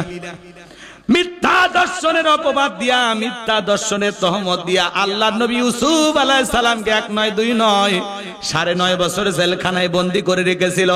আজ যারা আলেমদেরকে মিথ্যা দর্শনের আসামি বানাইয়া মিথ্যা মামলা দিয়া জেলখানায় বন্দী করবে যারা, এ যুগের ডিজিটাল জোলেখা তারা। ভালো করে বোঝার চেষ্টা করবেন বাজান। এই জন্য যুবকদের পায়ে হাত দিয়ে অনুরোধ করে বলে যায়, পুলিশে ধরলে বাঁচবি, র্যাবে ধরলে বাঁচবি, কিন্তু কোন নারীর ছলনার ফাঁদে, মায়ের জালে, রূপের জালে পাটা একবার যদি আটকে যায়, ফান্দে পড়িয়া বগা কান্দে রে, সারা জীবন কেঁদেও কাল লাগিনীর বিষাক্ত সবল থেকে তোরা বাঁচতে পারবি না। ওরা ছেলেদের ভালোবাসে না, ওরা ছেলেদের মন নিয়ে ব্যবসা বাণিজ্য করে। কথা বলেন ঠিক কিনা? কথা বোঝেন নাই? যে যত দামি গিফট করে তারে তত বেশি ভালোবাসে। আকাশের রংধনু যেমন মুহূর্তে রং পরিবর্তন করে, নারীদের মনের অবস্থাও এরকম মুহূর্তে রং পরিবর্তন করে। নারী যে কারে ভালোবাসে নারী নিজেও জানে না। আগে দাখিল আলিম পরীক্ষা দিলেও সন্তানেরা বুঝতো না প্রেম ভালোবাসা কারে বলে, আর এখন ক্লাস 5 এর ছাত্র ডাইকা বলে ওইটা আমার। ক্লাস 6 এ পরে মেয়েটার বালিশের নিচে 7টা সিম কার্ড পাওয়া গেল। কয়টা মোবাইলের সিম পাওয়া গেছে চাচা? কয়টা? অনেকগুলো কি বেটা? 7টা। 7টা সিম কার্ড পাওয়া গেছে। সেগুলো লেখা আছে কি জানেন? BTC SM। মানুষ জিজ্ঞাসা করতেছে, মা এগুলো বুঝতেছি না, ইংরেজি লেখা, ব্যাপারটা কি? তখন বলছে অ্যাঙ্গেলে মার দিছি। কিভাবে? কয় এস তে সুমন, এম তে মামুন, টি তে টিটু, বি তে বাদল। কথা কয় না কেন? ক্লাস 6 এ পড়ে। দেখলা না 11 বছরের সুবা ঢাকায় ক্যান্সার রোগী মা, তাকে হাসপাতালে রাইখা নওগাঁয় চলে গেছে পরকীয়া প্রেমিকের সাথে, তাও টিকটকে পরিচয়। কথা বল না কে আপনারা? এলে মিডিয়া তোলপার হয়, দেখেন না আপনারা? খালি আমাদের বগুড়াতে এই নিউজ আছে, মাগুরাতে আসেনি। 11 বছরের একটা মেয়ে কি বোঝে? কোন কি বোঝে? ওই কি বোঝে? হ্যাঁ, জিজ্ঞাসা করতেছে সাংবাদিক, কেন আসছো? কই বাড়িতে ভালো লাগে না। চিন্তা করেন, বাচ্চাদেরকে কন্ট্রোল করেন, তাছাড়া সামনে বিপদ আছে, খুব বিপদ আছে। সন্তানদেরকে যদি আপনারা ভালো রাখতে চান, বিবাহের আগে ছেলে হোক মেয়ে হোক এদের হাতে টাচ মোবাইল দিবেন না। কথা কন? এই টাচ মোবাইলের কারণে সন্তানগুলো নষ্ট হয়ে যাচ্ছে। কিসের অনলাইনে ক্লাস করে, খালি অনলাইনে ক্লাসই করে। এই অনলাইন দুনিয়া হলো ওপেন প্ল্যাটফর্ম, যা ইচ্ছা তাই দেখা যায়। কথা বলেন না কেন আপনারা? আপনার সন্তান ঘরে দরজা বন্ধ করে রাত 12টা 1টা 2টার দিকে ল্যাপের ভিতরে কি দেখে? পিতামাতা যখন ধমক দেয়, রুবেলাই ভিতরে কি হয় রে? বাংলাদেশের স্বাধীনতার যুদ্ধ পড়ার ভান করে। আবার যখন চলে আসে আবার মোবাইলে অনলাইনে জুয়া এলাকায় খেলে। সিরাজগঞ্জের একটা গ্রামে অনলাইনে জুয়া খেলতে খেলতে ওই গ্রামের সব মানুষ বাড়ি ঘর থুয়ে ফেলে গেছে, ঋণগ্রস্ত। এমনকি ওই গ্রামের মহিলারাও অনলাইনে জুয়া খেলে। কথা কয় না? IPL এ জুয়া খেলে যুবকের, এরকম আছে না? BPL, IPL, ক্রিকেট, ফুটবল, এগুলোতে জুয়া ধরে। এই জন্য যুব সমাজকে আপনি কন্ট্রোল করতে পারতেছেন না, কারণ আপনার সন্তানের হাতে যে জিনিসটা তুলে দিয়েছেন বাজান, এই মোবাইলের ওজন কম, কিন্তু মোবাইলের মাধ্যমে পাপের ওজনটা অনেক বেশি। কথা বলেন ভাই, কথা বলেন। আপনি ছেলে মেয়েকে কন্ট্রোল করতে পারবেন না তো। আগে আমাদের বাপ দাদারা যা বলতে, চুপ, আমরা দ্বিতীয় কথা বলি। আর এখন বাচ্চাকে ধমক দিয়ে দেখেন, উল্টো আপনারা কয়টা শুনে দেখেন। এই জন্য সন্তানদেরকে যদি কন্ট্রোল করতে চান, বিবাহের আগে ছেলে মেয়ের হাতে কোনো অবস্থায় টাচ মোবাইল দিবেন। আপনার ছেলেটা কই যায়, মেয়েটা কই যায়, আর ছেলে মেয়ে যখন যুবক হবে একা কখনো বাইরে পাঠাবেন না। কথা কয় না চাচা? একা বাইরে পাঠান যাবে না। পিকনিকের নাম করে বন্ধু বান্ধব সহ চলে গেছে স্বপ্নপুর, এখান থেকে বহুদূর, নাম কি? স্বপ্নপুর। ওখানে পার্কের সিপাই অলিতে গলিতে বৈশা ফুল বাগানে বাকবাকুম করতেছে আয়রার মতো। আর আপনি তো টেরই পাচ্ছেন না। 20-30 টাকার বাদাম নিয়ে আসা ছেলেটা মেয়ের রানের উপরে মাথা রাখছে। কথা কয় না কে? এবার মেয়েটা বাদাম সিলে সিলে ছেলেটার মুখে তুলি খাওয়াচ্ছে। কি আদর বিয়ের আগেই। কিছুক্ষণ পরে ছেলে বলতেছে বেশি খাওয়া যাবে না, বাদাম খাইলে গ্যাস হবে। মেয়ে বলতেছে না না, কে বলেছে বোকা, গ্যাস হবে না, বাদাম অনেক পুষ্টি। পার্কে যা পুষ্টি ম্যাডাম সাজিছে, কথা কন নাকি আপনারা? তা আপনার ছেলে মেয়ে পিকনিকের নামে শীতের দিনে কই যায়, কার সাথে যায়? অভিভাবক হিসেবে আপনার দায়িত্ব নাই? ছেড়ে দিয়েছেন না? আপনার যুবতী মেয়ে একলাই পিকনিকে গেল, আপনি মা বাবা গেলেন না সাথে? আপনার যুবক ছেলেটা একাই গেল, আপনি গেলেন না? বেটা সওয়াল গেলে কি হবে, যা করে করুন। এটা বাপ মা না শয়তান? আপনার সন্তান যদি গুনাহ করে বিবাহের আগে, প্রত্যেকটা গুনার পার্সেন্টেজ আপনার আমলনামায় জমা হবে। এজন্য ছেলে মেয়ে যুবক যুবতী হলে বিয়ে দেবেন, যত দ্রুত বিয়ে দেওয়া যায় তত ভালো। কথা কন? অনেক অভিভাবক ছেলে মেয়েকে বলে নিজের পায়ে দাঁড়াও, আগেই বিয়ে কিসে? 16 বছর বয়সে যৌবন পাইছে, নিজের পায়ে দাঁড়াইতে দাঁড়াইতে 32 বছর বয়সে বিয়ে করে, বাকি 16 বছর কি আঙ্গুল চুটছে? আপনার গুনাহ হবে না মনে করছেন? বাইসে যাবেন অতই সহজ। ছেলে মেয়েকে নজরে রাখবেন, তাছাড়া চুনকালি পড়বে মুখে। ছেলে মেয়ে কত পালিয়ে যা বিয়ে করতেছে দেখতেছেন না? আমি কি মোবাইল নিয়ে 1 মিনিট বলবো? রাগ করবেন না? বলবো নাকি? বলবো। দেশে মোবাইল আইছে, চিঠি বন্ধ হইয়াছে, দিওয়ানা বানাইছে, পোলা মাইয়ার মনের কথা ভাসে বাতাসে। ও দেখো পোলা পানের মন বাদা ফেসবুকে এখন, মোবাইলে চ্যাটিং কইরা কাটায় সারাক্ষণ। এই মোবাইল পাইয়া দেখো মদনের মাইয়া, এই মোবাইল পাইয়া দেখো মদনের মাইয়া কি কাণ্ড ঘটাইছে, স্বামী সংসার রাইখা নাকি পলাইয়া গেছে, সে যে স্বামী সন্তান রাইখা নাকি পালাইয়া গেছে। 2 বাচ্চার মা, 4 বাচ্চার মা পরকীয়া প্রেম করে আরেকটা ছেলের হাত ধরে পালিয়ে যায়। আপনাদের এলাকা এখনো শুরু হয়নি, এটা ভারতে হচ্ছে। যে নারী স্বামী রেখে সন্তান রেখে আরেকটা পরপুরুষের হাত ধরে পালিয়ে যায়, ওটা নারী না, ওটা নারী জাতির কলঙ্ক।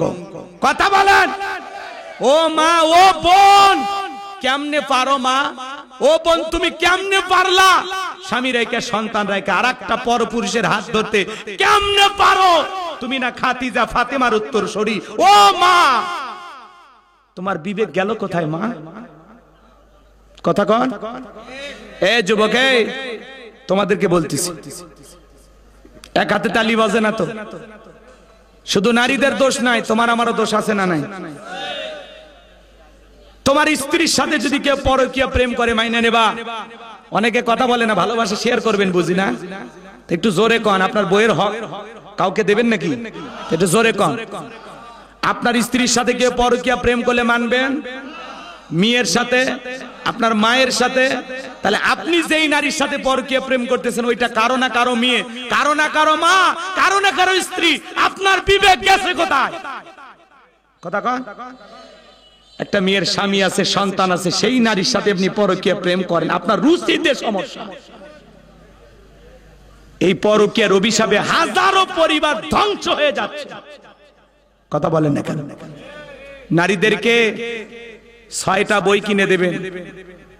শোনেন, ফাতেমা, খাদিজা, আয়েশা, হাজেরা, আসিয়া, মারিয়ম, এদের জীবনী কিনে দেবেন, যেগুলো সব জান্নাতি নারী। এদের জীবনী পর, এইভাবে জীবন গড়, তারপরে মর, জান্নাতের রাস্তা ধর। স্বামী হিসেবে আপনার অনেক দায়িত্ব, আপনার বিবিকে পর্দায় রাখা। বাবা হিসেবে আপনার অনেক দায়িত্ব, আপনার মেয়েকে পর্দায় রাখার। কথা বলে ঠিক কিনা? কে ওগুলোই তো দেখে। 10 মহিলা রাগ করেন নাকি আপনারা মনে হয়? সম্মানিত ভাইরা আমার, তাহলে এই সমাজে এগুলোর কারণে অশ্লীলতা ঢুকে গেছে। বাজান, লম্বা আমি করবো না, মন খারাপ করবেন না, কষ্ট মনের মধ্যে নেবেন না। এই সমাজ যদি পরিবর্তন করতে চান, আগে আমাদের মন মানসিকতার পরিবর্তন করাইতে হবে। কথা বলেন ঠিক কিনা? এই জন্য আল্লাহ রাব্বুল আলামিন বলেন, ওয়াল্লাযীনা হুম লিফুরুজিহিম হাফিজুন।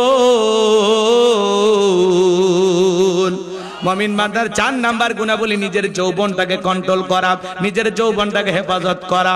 হাদিস শরীফের ভিতরে আছে, বিশ্বনবী বলেছেন, তোমরা যদি দুইটা জিনিসকে কন্ট্রোল করতে পারো, দুইটা জিনিসকে হেফাজত করতে পারো, একটা হলো দুই চলের মাঝখানে নরম জিহ্বা, আর দুই রুর মাঝখানে থাকা লজ্জাস্থান, এই দুইটা যদি কন্ট্রোল করতে পারো, আমি নবী তোমাদের জান্নাতের জিম্মাদারি নিলাম। চিৎকার মেরে বলুন সুবহানাল্লাহ। তাহলে যৌবনকালে আল্লাহর ইবাদত করে কারা কারা কাটাবেন? দুইটা হাত তুলে আল্লাহকে দেখান।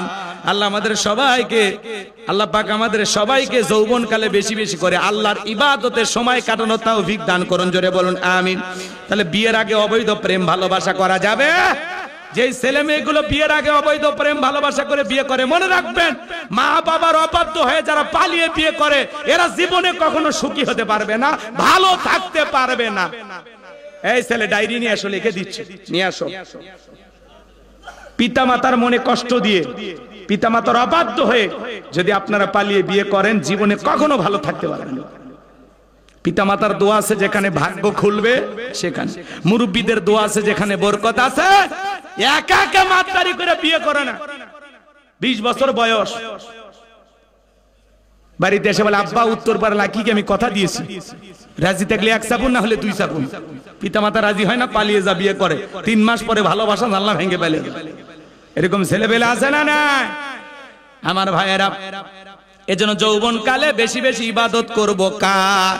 এইবার মুমিন বান্দার 5 আর 6 নাম্বার গুণাবলী, আল্লাযীনা হুম লিআমানাতিহিম ওয়া আহাদিহিম রাউন। 5 নাম্বার হলো আমানত রক্ষা করা। এই জীবনটা আমানত, ছেলে মেয়ে আমানত, স্ত্রী সন্তান আমানত, সময় আমানত, জানমাল সবকিছু আমানত। আমানতের খিয়ানত করা যাবে না। 6 নাম্বার হলো ওয়াদা প্রতিশ্রুতি রক্ষা করা। মুমিন মুখে যা বলবে অন্তরে তা বিশ্বাস করবে, কাজে তা বাস্তবায়ন করবে। মুমিন কোনদিন প্রতিশ্রুতি ভঙ্গকারী হতে পারে? 6 নাম্বার ওয়াদা প্রতিশ্রুতি রক্ষা করা। মুখ দিয়ে যা বলবেন কাজে তা বাস্তবায়ন করবেন। জবানের কথা আর কাজের মধ্যে যেন মিল থাকে। কথা কয় না কেন? সামনে দেখবেন ওয়াদার মৌসুম আসবে, 153টা ওয়াদা দেবে। মাথার টুপি পরে নেতারা হাজির হবে। আগামীতে যদি আমাকে নির্বাচিত করতে পারেন, গ্যাস দেব, বিদ্যুৎ দেব, উন্নয়নের জ্বরে ভাসিয়ে ডুবিয়ে ঘরে ঘরে বাস পৌঁছে দেব। হ্যাঁ, মিথ্যা প্রতিশ্রুতি দেয়, এদের কথা বিশ্বাস করা যাবে? আচ্ছা, আপনারা ওটা ভাষা করতেছেন কে? রাগ করতেছেন? যদি পারেন, আমার গাড়ির ড্রাইভারের কাছে আমার লেখা একটা বই আছে, শেষ বিদায়। একজন মৃত মানুষকে নবীজির তরিকায় কিভাবে বিদায় করতে হয়। মৃত ব্যক্তিকে চুমা খাওয়া জায়েজ না হারাম? স্বামী স্ত্রী মারা গেলে একে অপরকে গোসল করাতে পারবে কিনা? মৃত স্বামী স্ত্রীকে চুমা খাওয়া যাবে কিনা? আত্মহত্যা করে মারা গেলে তার জানাজায় যাওয়া যাবে কিনা? জান্নাত জাহান্নাম সম্পর্কে, আখিরাত সম্পর্কে, কবরে সওয়াল-জবাব সহ বিশেষ কিছু দোয়া সহ 2টা গজল সহ আমার মাদ্রাসার ঠিকানা, মোবাইল নাম্বার সব বইটার ভিতরে দেয়া আছে। যদি পারেন ড্রাইভারের কাছ থেকে 50 টাকা হাত দিয়ে নিয়ে যাবেন। যুবকেরা এগুলো কেনে না, ওরা কেনে উপন্যাস। প্রেম কেন কাদায়, যৌবনের মৌবনে অভিশপ্ত রাত, মিলন হবে কতদিনে তোর মরণের পরে। এগুলো আজে বাজে উপন্যাস কিনে লাভ নাই। যদি নিজের চরিত্র গঠন করতে চান, প্রত্যেকটা মুসলমানের ঘরে একটি সিরাত গ্রন্থ থাকার দরকার আছে না নাই? নবীজির জীবনের শুরু থেকে শেষ পর্যন্ত সবাইকে জানা দরকার আছে না নাই? এদিকে খেয়াল করেন আমার ভাইয়েরা। তাহলে 6 নাম্বার ওয়াদা প্রতিশ্রুতি রক্ষা করা। মুখে যা বলবেন অন্তরে তা বিশ্বাস করবেন, কাজে তা বাস্তবায়ন করবেন। তাহলে 6 নাম্বার হলো ওয়াদা প্রতিশ্রুতি রক্ষা করা। 7 নাম্বার, ওয়াল্লাযীনা হুম আলা সালাওয়াতিহিম ইউহাফিজুন। 7 নাম্বার গুণাবলী হলো যারা যত্ন সহকারে সালাত আদায় করে। আল্লাহ 1 নাম্বার সালাত দিয়ে শুরু করলেন, 7 নাম্বার সালাত দিয়ে শেষ করলেন। তাহলে সালাতের গুরুত্ব কম না বেশি? যত্ন সহকারে সালাত আদায় করা বলতে কি বোঝেন? এদিকে খেয়াল করেন।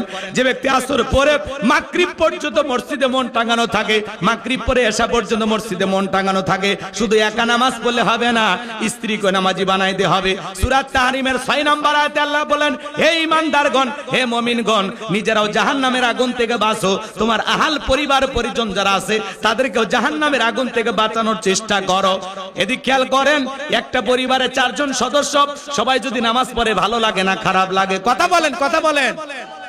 পরিবারের সবাই যদি নামাজি হয়, ভালো না খারাপ? নামাজি বানানোর দরকার আছে না নাই? পৃথিবীর সফল বাবা তারা নিজের ছেলের হাত ধরে মসজিদে নিয়ে যায়, যারা ছেলের হাত ধরে স্কুলে নিয়ে যেতে পারেন, কোচিংয়ে নিয়ে যেতে পারেন, মেলায় নিয়ে যেতে পারেন, শ্বশুর বাড়িতে নিয়ে যেতে পারেন, ছেলের হাতটা ধরে আল্লাহর ঘরে আজান দেওয়ার পরে মসজিদে নিয়ে যাওয়ার দরকার আছে না? না। ছোট ছোট বাচ্চাদেরকে মসজিদ মুখী বানাবেন। মসজিদ কমিটি যারা আছে তারা দায়িত্ব নেবেন। এই মসজিদে ছোট ছোট বাচ্চা আসলে মাঝে মাঝে চকলেট খাওয়াবেন, তাতে বাচ্চাদের আগ্রহ আরো বাড়বে। কথা বলেন। নোয়াখালী ফেনী ওই দিকে যান, 40 দিন যদি বাচ্চারা জামাতের সহিত নামাজ আদায় করে, 40 দিন পরে তাদেরকে গিফট দেয়, পুরস্কার দেয়। এতে কি হয়েছে? ছোট ছোট বাচ্চারা নামাজি হয়েছে। আজকের শিশু আগামীর বাংলাদেশ, এরা আমাদের ভবিষ্যৎ প্রজন্ম। এরা যদি নামাজি হয়ে যায় তাহলে আমাদের ভবিষ্যৎ প্রজন্ম সবাই হবে নামাজি। কিন্তু মুরব্বী কিছু আছে ডিস্টার্ব করে। ছোট বাচ্চা মসজিদে গেলে ধমক দেয়, খারাপ ব্যবহার করে। মুরব্বী আপনি সাবধান হয়ে যান। ছোট বাচ্চা মসজিদে গেলে বেয়াদবি করা যাবে না। ছোট বাচ্চা একটু দৌড়াবে, লাফালাফি করবে, গল্প করবে, কাতারে নামাজ পড়া অবস্থায় একটু হাসি তামাশাও করতে পারে, দৌড় ঝাঁপ করতে পারে, দাড়ি ধরে টান দিতে পারে, টুপি ফেলায় দিতে পারে। কথা কর না কেমন? ওর 7-8 বছর বয়স, 8-10 বছর বয়স, ও তো দুষ্টমি করবে। ও লাভ দেবেন, আপনি 60 বছরের চাচা লাভ দিলে আপনার হাড় হাড্ডি খুঁজে পাওয়া যাবে। আর বয়স নাই লাফানের। নবী আমার মসজিদে মেম্বারে দাঁড়িয়ে, এদিক খেয়াল করেন, খুতবা দিতেছেন, জুমার খুতবা। হাসান আর হোসাইন দুই ভাই মনে হয় মসজিদের ভিতরে খেলা শুরু করে দিচ্ছে। আল্লাহ রাসূল তখন কি বললেন? এদিক খেয়াল করেন, নিজে খুতবা বন্ধ করিয়া দুই নাতির হাত ধরলেন, কাছে নিয়ে আসলেন, ওদেরকে এরকম কাছে নিয়ে খুতবা দেওয়া শুরু করলেন। বলেন সুবহানাল্লাহ। ছোট ছোট বাচ্চা মসজিদে গেলে ধমক দেবেন না, কষ্ট দিবেন না। আল্লাহ রাসূল একদিন মাগরিবের সালাতে সিজদায় চলে গেছেন। হাসান আর হোসেন মনে করছে এই তো নানা ঘোরা হইছে, এই সুযোগে যায় পিঠের উপরে বৈশা। অনেকটা সময় চলে যায়, হাসান হোসেন নামে না। আল্লাহ রাসূল তখন এরকম হাত দিয়ে নামাইতে চায়। আল্লাহ আসমান থেকে ডেকে বলে, বন্ধু হোসেনকে পিঠ থেকে নামাবেন না, আপনার নামাজের কোনো সমস্যা হবে না। আপনি যেমন হোসেনকে ভালোবাসেন, আমি আল্লাহ তেমনি ভালোবাসি। কোন সুবহানাল্লাহ। ছোট ছোট বাচ্চা মসজিদে গেলে তাদেরকে একটু কাছে নেবেন, পাশে বসাবেন। ছোট বাচ্চা ওযু করতে পারেন না, ওরে বলেন 10 টাকা হাদিয়া আছে। তুমি কোন ক্লাসে পড়ো? ক্লাস 3-তে। তোমার বুদ্ধি নেই, আজকে একটু পরীক্ষা করি। আমি যেইভাবে ওযু বানাবো, তুমি যদি এইভাবে ওযু করে দেখাইতে পারো, তোমারে 10 টাকা দেব। দেখবেন ওই 10 টাকার লোভে ঠিক আপনি যেভাবে ওযু বানাইছেন ওই ছেলেটা ওই একই রকম ভাবে ওযু করবে। এই যে আপনার 10 টাকার একটা কৌশলে ছোট বাচ্চাটা ওযু শিখে গেল। ও রুকু সিজদা বোঝে না, দাঁড়ানো বোঝে না, একটু কাছে ডাকে রুকু সিজদা শিখায়া দেন। আপনি মারা গেলে আপনার জানাজায় আপনার ছেলে মেয়ে যেমন কাঁদবে, ওই ছেলেটাও বলবে এই চাচা আমি আমারে নামাজ শিখাইছিল, ওযু শিখাইছিল। কথা বলেন ঠিক কিনা? আমরা এরকম সোনার মানুষ হতে রাজি আছি তো ইনশাআল্লাহ? তাহলে ছোট ছোট বাচ্চাদেরকে মসজিদমুখী বানাবো তো ইনশাআল্লাহ? পরিবারের সবাইকে নামাজি বানাবো তো ইনশাআল্লাহ? কারা কারা একটু হাত তুলে দেখেন। আল্লাহ আমাদের পরিবারের সকল সদস্যদেরকে নামাজি বানায় দেন। একটু জোরে বলেন আমিন। আর একটু জোরে বলেন আমিন। হাত নামান। আপনি যখন মসজিদে যাচ্ছেন বিবিকে ডাক দেন, সোনা ওঠো। বউ যদি না ওঠে, বউই তো আপনার, তাই না? দুই সাইড দিয়ে হাত দেন, দিয়ে আস্তে করে বউকে কোলে তোলেন, তুলে এরকম আস্তে করে দাঁড় করায় দেন। তখন বউ বলবে কি ব্যাপার, জোর করে খাট থেকে দাঁড় করায় দিলা? হ্যাঁ, আমি মসজিদে যাচ্ছি, আজান হয়েছে, তুমি বাসায় নামাজ পড়ো। তুমি কি মনে করো তুমি শুধু আমার দুনিয়াতে সাথী? না রে পাগলি, তুমি আমার জান্নাতেরও সাথী। কথা কন। আমি চাই জান্নাতেও যেন আমি তোমাকেই পাই। কথা কন। চেহারা যেমনই হোক, একটু ঠকছেন, খুব বেশি সুন্দর না, একটু ইনুজবিশ মনে হয়, জান্নাতে নিয়ে যান। জান্নাতের হুরদের চাইতে আল্লাহ আপনার বউকে বেশি সুন্দরী বানায় দেন। জান্নাতের এরকম থাকবে না, আপনিও থাকবেন, আপনার বউ থাকবে না। আলাদা একটা সৌন্দর্য আল্লাহ তাআলা আপনাদেরকে দান করবেন, যা আপনি কল্পনাও করতে পারবেন না। সুবহানাল্লাহ বলেন। মসজিদে যাচ্ছেন, ছেলেকে ডাক দেন, বাবা ইউসুফ, বাবা ইব্রাহিম, বাবা আব্দুল মতিন, বাবা আব্দুল খালেক, ওঠো। ছেলেদেরকে ডাইকে মসজিদে নিয়ে যান। মেয়েদেরকে ডাক দেন, আম্মা জান, আমার আয়েশা কই, আমার কলিজার টুকরারা কই, মানু সাইবা, ডাক দেন, মা খাদিজা, ডাক দেন। মেয়েদেরকে ডাক দেন, ছেলেদেরকে ডাক দেন, স্ত্রীকে ডাক দেন। আপনার দায়িত্ব। কথা কি বুঝতে পারতেছেন? আমার কথা কি বোঝা যায়? এরকম পরিবার কি আপনারা গঠন করতে পারবেন তো ইনশাআল্লাহ? এই 7টা কোয়ালিটি যদি আমল করতে পারেন, আল্লাহ বলেন উলাইকা হুমুল ওয়ারিসুন আল্লাযীনা ইয়ারিসুনাল ফিরদাউস হুম ফিহা খালিদুন। আল্লাহ বলেন তারাই উত্তরাধিকারী হবেন জান্নাতুল ফিরদাউসের, সেখানে তারা চিরকাল বসবাস করবেন। আল্লাহ কোনদিন জান্নাত থেকে বের করে দেবেন না। চিৎকারে মেরে বলুন সুবহানাল্লাহ। কারা কারা জান্নাতে যেতে চান দুই হাত তুলে শেষবারের মতো আল্লাহকে দেখান। এই 7টি কোয়ালিটি আমল করে জান্নাতে যাবেন তো ইনশাআল্লাহ? যাওয়ার আশা আছে তো ইনশাআল্লাহ? আল্লাহ এই 7টি কোয়ালিটি আমাদেরকে আমল করে জান্নাতুল ফিরদাউসের ওয়ারিস হিসেবে কবুল করুন। জোরে বলুন আমিন। হাত নামান, 1 মিনিটে বলে দেই, এতক্ষণ ওয়াজ করছি মনে নাই। 1 নাম্বার, যারা নিজেদের সালাত বিনয়ের সহিত নম্রতার সহিত আল্লাহর ভয়ে আদায় করে। 2 নাম্বার, অনার্থক কথাবার্তা বলা যাবে না, অপ্রয়োজনীয় কাজ করা যাবে না, অপ্রয়োজনীয় শোনা যাবে না। জবান দিয়ে সেটা বলবো যেটা বলে সব হয়, সেই কাজ চালু করবো যে কাজ চালু করলে সব হয়, সেই জিনিসগুলো শুনবো যেগুলো শুনলে সব হয়। এক কথায় সব আছে যেখানে আমি আছি সেখানে, গুনাহ আছে যেখানে আমি নাই সেখানে। 3 নাম্বার, আল্লাহ যদি ধনী বানায় প্রত্যেক বছর হিসাব করে বছরে একদিন যাকাত দেব। 4 নাম্বার, এই যৌবন কালে শয়তানের ওয়াসওয়াসা থেকে নিজেকে কন্ট্রোল করে আল্লাহর ইবাদতে যৌবন কালের সময়টা কাটায় দেব। 5 নাম্বার, আমানত রক্ষা করব। 6 নাম্বার, ওয়াদা প্রতিশ্রুতি ঠিক রাখব। 7 নাম্বার, সালাতের প্রতি খুব যত্নশীল হয়ে সালাত আদায় করব। সালাতের ব্যাপারে অলসতা করব না। আল্লাহ বক্তা শ্রোতা সবাইকে কথাগুলো আমল করা তৌফিক দান করুন।